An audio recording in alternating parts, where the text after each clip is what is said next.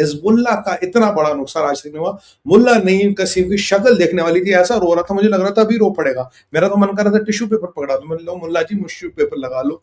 और ये लोग कह रहे थे इजराइल के हमने भात बांध दिए, इजराइल हिजबुल्लाह डिटरमाइन करेगा, हिजबुल्लाह सॉवरेनिटी बताएगा, हिजबुल्लाह बताएगा। था आज उस हिजबुल्लाह के परखच्चे उड़ गया, आज हिजबुल्लाह तार तार हो गया। Hezbollah is story now. इसीलिए इजराइल कट्स ने कहा था we are not worried about the Shia resistance, we are now worried about the Sunni resistance. और अगर आपको याद हो, मैंने आपको बताया था दो इंपॉर्टेंट चीजें आप हमेशा भूल जाते हैं। पहली चीज मैंने आपको बताई कि उस दिन भाई ईरान में कू होगा। कल मैंने आपको बताया था 12 नहीं 19 पॉलिटिशियनों को IRGC ने रात रात गिरफ्तार किया, याद है आपको?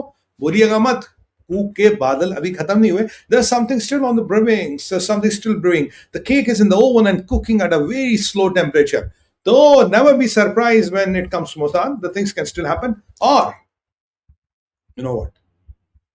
पॉलिटिशियनों की मैंने आपको बात बताई, ठीक है? एक और खबर आपको देनी है। कल इजराइल की सेना पे हमला हुआ। कहां हुआ? सीरिया में। सीरिया में कहा? बफर जोन में। गोलान हाइट्स, गोलान हाइट्स के आगे बफर जोन, बफर जोन में इजराइल की सेना पे कर बफर जोन में हमला हुआ। और हमला करने वाला कौन? Abu al Julani, the terrorist in a suit. ये वही जुलानी है जिसको लेके ट्रम्प साहब कह रहे थे कि ये जाके हिजबुल्लाह को मारेगा। इसको तैयब अर्दोगन ने कहा हिजबुल्लाह को मत मारना, बट नेतन्याहू ने सबसे बड़ी धमकी दी है अर्दोगन को, and very happy. Tayyip Erdogan को सबसे बड़ी धमकी दी गई है। बोला तैयब अर्दोगन तू हमेशा इजराइल को खत्म करने के इरादों से रहता है, कहता है इजराइल शुड बी एलिमिनेटेड। और याद कीजिए तैयब अर्दोगन ने कहा था कि Syria will not become safe haven for Israelis. और उन्होंने जुलानी को कहा था हिजबुल्लाह को हाथ मत लगाना, हिजबुल्लाह सबसे बड़ा लेवरेज है, in fact we want to encash Hezbollah. और इजराइल ने हमें कहा था शिया एक्सेस खत्म है, सुन्नी एक्सेस शुरू हो रहा। और पर इजराइल का कोई भाई बंदा लकी ना इंजर्ड हुआ ना घायल हुआ। I think this was a warning shot, this was a fire in that बशार is turning around. और बशार को लेजिटिमेसी दी थी ट्रंप ने, किसके कहने पे? मोहम्मद बिन सलमान के। मोहम्मद बिन सलमान ने क्या कहा था? 1 ट्रिलियन की गाजर की दिखाई थी ट्रंप को, दी नहीं थी, दिखाई थी। आपको उस ट्रंप को देना की जरूरत थोड़ी ना पड़ती, दिखा लो, उतने में भी काम चल जाता। तो इस गाजर के बाद ये लेजिटिमेट, और वो कहता जुलानी ये करेगा, जुलानी ने कर दिया। जुलानी बेसिकली, जुलानी के पहले था बशार असद। बशार असद ईरान का बंदा था। ट्रंप ने कहा जुलानी आएगा, ये सुन्नियों का बंदा आएगा, ये सऊदी का बंदा आएगा, he'll be more control, but the problem with Jolani was a terrorist in a suit. He was more uncontrollable than Bashar. Bashar was predictable, या unpredictable है, इसने इजराइल के खोला। बट मैं जुलानी को बता दूं, इजराइल की तोपें आपसे करीब 25 मिनट दूर है from Damascus.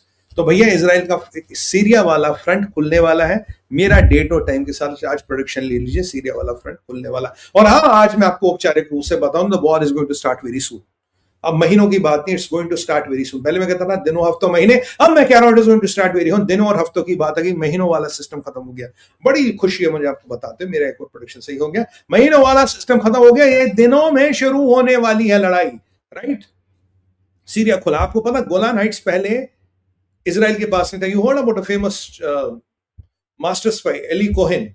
He went there, he got into Syria, he liberated Golanites। बेचारा पकड़ा गया था, उसकी लाश 3 दिनों तक इन्होंने लटकाई थी लोगों को दिखाने के लिए। But he was a master spy, he was a great son of Israel, he got the Golanites back। उसके बाद बफर जोन बना, बफर जोन में किसी को नहीं आता, नेतन्याहू ने बफर जोन ऑक्यूपाई कर लिया, rightly so, and I like, he is a commando, he thinks like a commando. और बोला इजराइल इस बफर जोन से नहीं निकलेगा, कहां व्हाट में, या so Israel has occupying the buffer zone. और यहां जुलानी के इरादे ठीक नहीं लग रहे। और आपको पता नेतन्याहू ने अब क्या कहा अर्दोगन को, और मैंने आपको बोला था 3 दिन पहले, मैंने कहा आपको फिदान हकान आपको मैदान में उतरता निकलेगा।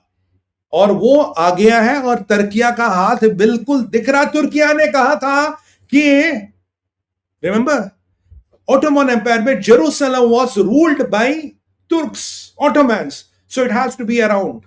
और नेतन्याहू ने क्या कहा तैयब अर्दोगन को? कह रहा हम तेरी हर धमकी केयरफुली सुनते हैं, समझते हैं और जानते हैं, and the history teaches us don't take your enemies lightly. Tayyip Erdogan तेरी हर बात हमारे पे पहुंच रही है, और तुझे अगर लगता तुझे इंजन मिलेंगे या तुझे 35 मिलेगा, will see how do you get it. That makes me very happy. वो बुड्ढा अब जरा खिल रहा होगा कि भैया गलत लोगों से पंगा ले लिया, बट सीरिया इज अबाउटिंग और यहां मैंने आपको बताया इसराइल कट्स ने कहा था war with Iran can start any time. So you are talking of war with Iran, you are talking of war with Syria, you are talking of things getting hot with Turkiye, और आने वाले time में Egypt से जंग होनी है. God save the poor country of Israel, our brothers and sisters in Israel, they really need a lot of help. तो पहली बात ये है. ओमान का यू टर्न, ये बहुत लंबा अध्याय है, मेरे को आपको पास आना, बहुत बातें बरतनी. ओमान का यू टर्न, ओमान ने कहा स्ट्रेट ऑफ हॉर्मोस पे हम ईरान से संबंध इत्तेफाक राय नहीं रखते. ईरान ने कहा मेरे रूट पे चलोगे तो शिप बचेंगे, तो शिप फिट हुआ. उसके बाद क्या हुआ आप जानते हैं. फिर ईरान ने आज ईरान ने क्लेम किया, ओमान कह रहा है कि हम दोनों मिलके स्ट्रेट ऑफ हॉर्मोस को कंट्रोल करेंगे. अमेरिका यहां कोई नहीं, strait of Hormuz is integral part of Iranian waters, और ये ओमान मानने को तैयार है. ये ओमान ने कहा, मैंने तब कहा था 5 बजे के शो में, मैंने कहा आई डोंट बिलीव इट, क्योंकि अभी अभी ओमान ने स्टेटमेंट दिया है, कह रहा नहीं साहब straight of Hormuz international water है और उस पर कोई भी जजिया, कोई भी टैक्स के लिए ओमान खिलाफ है. लो अगली बॉम्बिंग ओमान पे. कल मैंने जॉर्डन का बोला था, अगर एस्केलेट होगा जॉर्डन आएगा, उसके बाद ओमान आएगा. ओमान पहले आ सकता, जॉर्डन बाद में आ सकता, क्योंकि जॉर्डन वालों गुड लक टू यू, तुम बच गए, शायद ओमान का नंबर पहले आएगा. तो अब ओमान ने मना कर दिया. क्यों? ओमान का सुल्तान मिला था आज हमारे मैक्रोन से. मैक्रोन चश्मा लगा के उसको वेट कर रहे थे. फ्रांस में 46 डिग्री टेम्परेचर, बेचारे मैक्रोन आइसक्रीम की तरह पिघल रहे थे, but not literally, but. And imagine wearing a warm cashmere suit at 46 degrees, man. You're French, yeah? French are good. Anyway, तो मिले थे और वहां उन्होंने उसको समझा, बोला देखो मैं सुल्तान साहब, ये ना जहादियों के चक्कर में पड़ो, यूरोप नहीं चलता, अमेरिका नहीं चलता, दुनिया नहीं चलती, आप बेकार पिस जाओगे. आपके सामने तो आगे कंट्री ने तो वैसे जन्नत जाना, आप क्यों काहे को फंसे हो जन्नत के चक्कर में. डीटीएच की टिकटें ओवर बुक हो रही है, मत पढ़ो. क्यों? सुल्तान साहब बोले नहीं यार आप सही कह रहे हो, मैं टोटल स्टेटमेंट दे देता हूँ. कह रहा आपके जहादी ईरानियों ने बोल दिया स्ट्रेट ऑफ हॉर्मोस पे जजिया लगा. नहीं कोई जजिया नहीं लगा.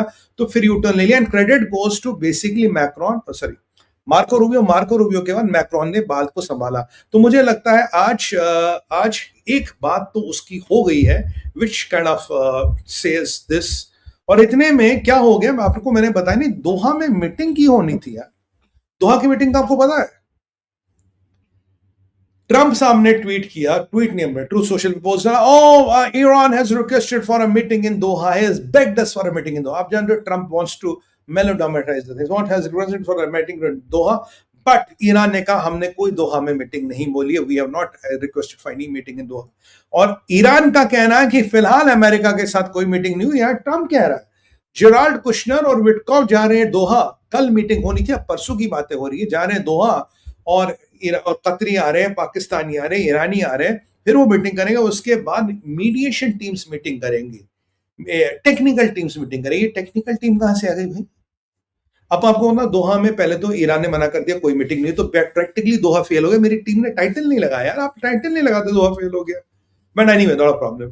तो उन्होंने कहा दोहा फेल हो गया. क्यों हो गया? क्योंकि ईरानियों ने कहा हम आपकी मीटिंग में नहीं आ रहे, मैं आपसे बात नहीं करनी, स्ट्रेट ऑफ हॉर्मोस बंद है, हमने न्यूक्लियर वेपन को लेके किया. अब दोहा में मीटिंग किस लिए होगी?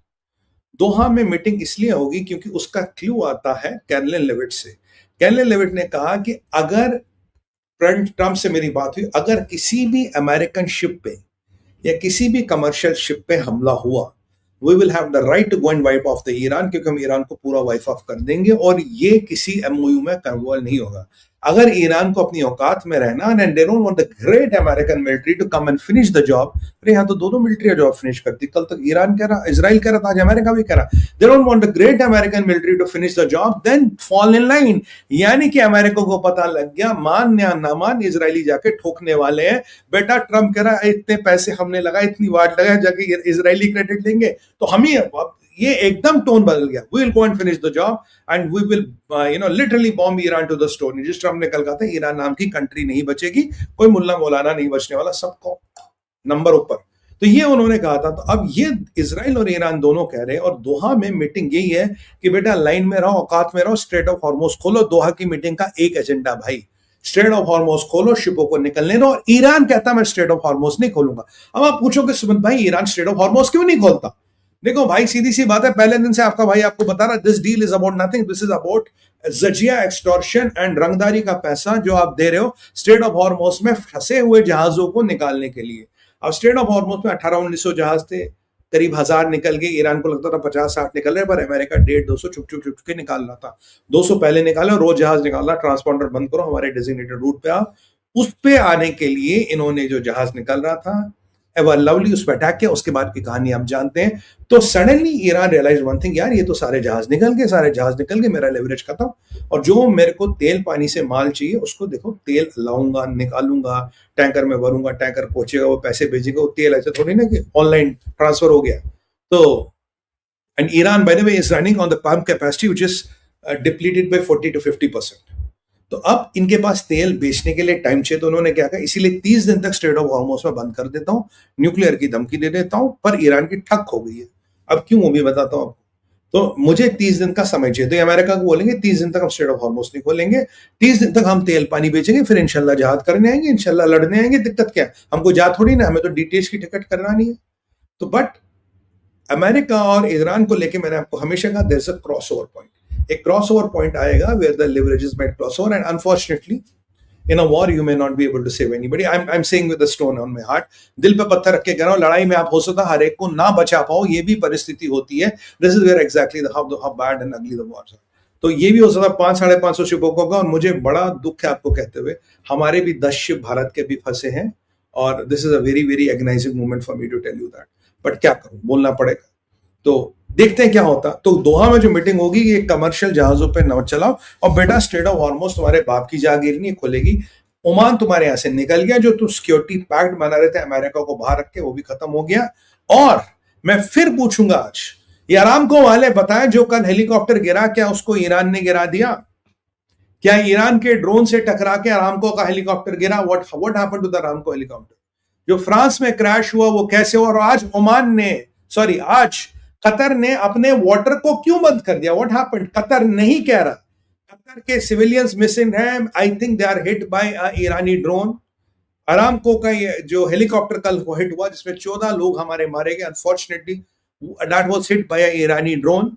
देखिए, ईरान ने, मुझे लगता है, रणनीति बदल दी। आप ये टारगेटेड सिविलियन इंफ्रा पे अटैक करे, they are not attacking military and all. इसका मतलब एक क्रूज बोट था, उस पर अटैक कर दिया, गए बेचारे लोग। एक हेलीकॉप्टर था, उस पर अटैक कर दिया।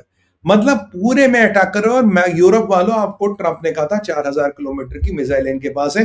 कहीं ईरान ने खुर्रमशार मिसाइल का वॉर हेड भी दिखाया था, ये खुर्रमशार मिसाइल है, this is a warhead, this is going to hit you, and Europe is still in hibernation. Meloni और मैक्रोन क्या कहते हैं, will try to liberate Lebanon. Lebanon में बचा क्या है? अबे हिजबुल्लाह की तो वाट लग गई, तुम लेबनान में क्या बचाओगे? जोसेफ अय्यूब चुप कर बैठा, smart man. Bye the way, Lebanon का जो शिया स्पीकर है, उसको तकलीफ हो रही, कह रहा नहीं, ये एग्रीमेंट ठीक नहीं है, ये पारित नहीं होगा। अरे साहब, अपनी नौकरी बचाओ, जान बचाओ, मोसाद के हिट लिस्ट में आ जाओगे, पता नहीं कब तक सांसें चल रही है, चलते रहो। क्योंकि ultimately don't become obstacle in the big powers, because you will. ये स्पीकर देखिए, लेबनान में प्रेसिडेंट क्रिश्चियन होता है, आपका प्राइम मिनिस्टर मुसलमान सुन्नी होता है, जो स्पीकर होता है वो शिया होता है। ये शिया स्पीकर है जो ये प्रॉब्लम क्रिएट करा। यही हिजबुल्लाह का पेट्रोनेज देता था। इसे $5 लाख महीने मिलते थे हिजबुल्लाह को पालने के लिए लेबनान में। और हिजबुल्लाह के कुछ एमपी है, जो हिजबुल्लाह क्षेत्र है वहां से जो एमपी आता है उसे हिजबुल्लाह का एमपी कहते हैं। Basically it's not Hezbollah party का MP, it's MP which is supported and propelled and gone by Hezbollah. ये कहानी है। तो ओमान के वाटर्स में, सॉरी, कतर के waters closed. Aramco doesn't talk, France doesn't talk, and there are still disasters happening. जो छुटपुट हमारे पास खबरें आ रही। अगर आप में से किसी के पास भी खबर आए, हमारे व्हाट्सएप नंबर जो यहाँ हमें भेजें, हमें इन्फॉर्म करें, because lot of people are sending me information and videos. कुछ छुटपुट खबरें आ रही जो हम ट्रैक नहीं कर पाए, we are not able to track everything.